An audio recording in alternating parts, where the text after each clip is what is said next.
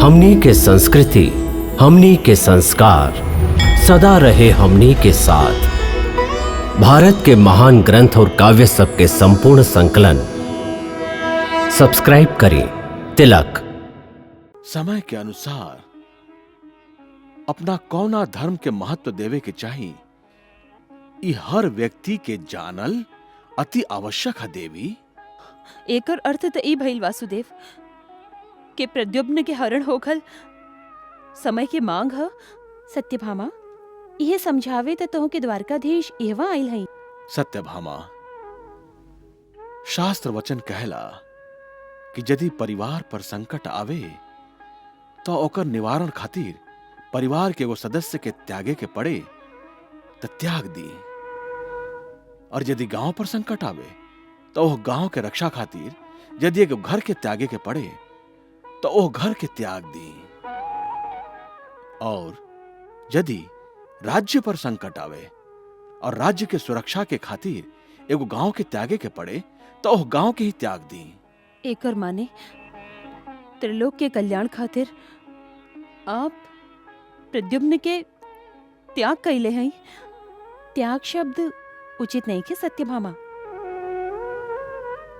प्रद्युम्न के हरण भइल बा और त्रिलोक के कल्याण खातिर प्रद्युम्न के हरण भइल आवश्यक रहे।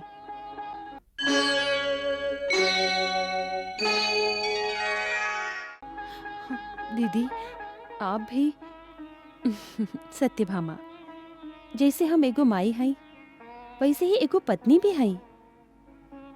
अपना पति के साथ देवे के पत्नी धर्म निभावत हई। दीदी, का हमार प्रद्युम्न उहाँ सुरक्षित हुई? सत्यभामा, जेकरा पर त्रिलोकीनाथ की कृपा दृष्टि हो ओके भय कैसन? सत्यभामा, प्रद्युम्न एकदम सुरक्षित बा। हम अपन पिता के धर्म निभा के ओकर सुरक्षा कैली है। तू चिंता भी मत करा और दुखी भी मत होखा।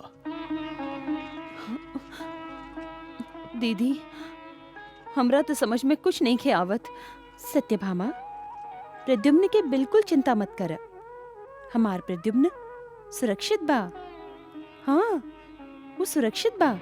अब हमार प्रद्युम्न के प्राण एवा सुरक्षित नहीं खे। हम लोग के राजमहल और यह देश के जल्दी छोड़े की पड़ी।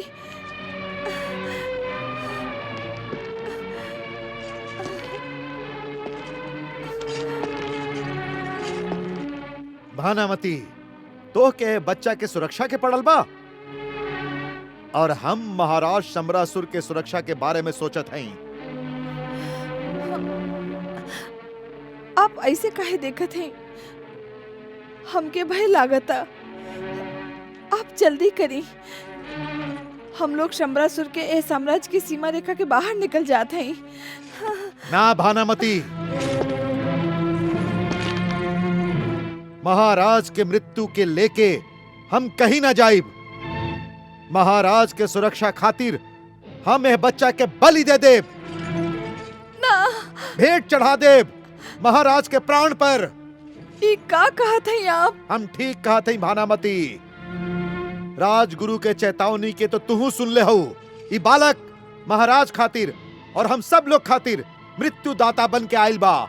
एह राजमहल के उजाड़े आइल बाई। ना ना, ई फूल त हमार सून गोदी भरे आइल बा।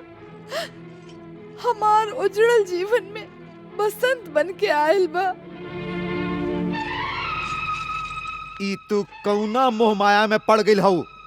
पुत्र मोह के भूल जा और स्वामी भक्ति के याद रखा। तू ई काहे भुला गेलू कि महाराज शंबरासुर हम लोग के स्वामी हवन। ई बालक हम लोग के केहा? हम लोग के बेटा है। ई हम लोग के बेटा ना हा। बिना कारण तू एह के भावुक हो के अपन संतान मानत हो। ई लइका हम लोग के बेटा कैसे हो सकेला? ई बालक तोहार पेट से ना, मछली के पेट से मिलल हा। ना तो ई तोहार बेटा हा और ना ही तू एकर माई हो। लेकिन हम एक के अपन दूध तो पिलौली, यह तो भूल कैलू तू। सांप के दूध ना पियावे के चाहत रहे। ऐसे पहले कि ये महाराज शमरासुर के विनाश करे, ई लइका हमके दे दा। ना ई लइका हमके दे दा। ना देव हम। जेके अपन दूध पिलौली, ओकर खून अपना हाथे ना बहा सकी आप। हम अपना बेटा के बलि ना चढ़ावे देव। ई लइका हमके दे दा। ना ई लइका हमके दा। ना देव हम। ई लइका हमके दे दा। ई लइका हमके दे दा। ई लइका हमके दे दा। भानासुर, भानामती। अब का करबू तू?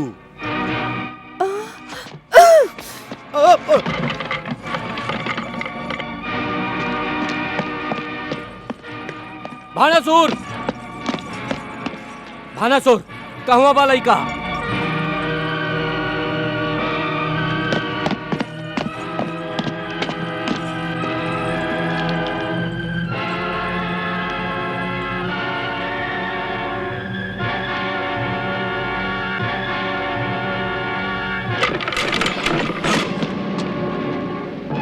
तो तू हम लोग के प्राण के शत्रु के लेके हम लोग से दूर भागत रहू काहे?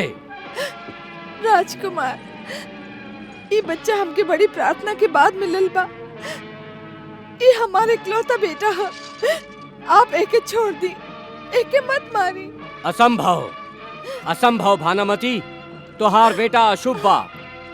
ई अशुभ बा, एके नष्ट करही के होई। ना भानामती, आपन बेटा के चुपचाप हमरा हवाले कर दा। ना, हम एके महाराज के लगे ले जाए, उहे निर्णय करी है। भानामती, एके हमके दे दा। लावा। ना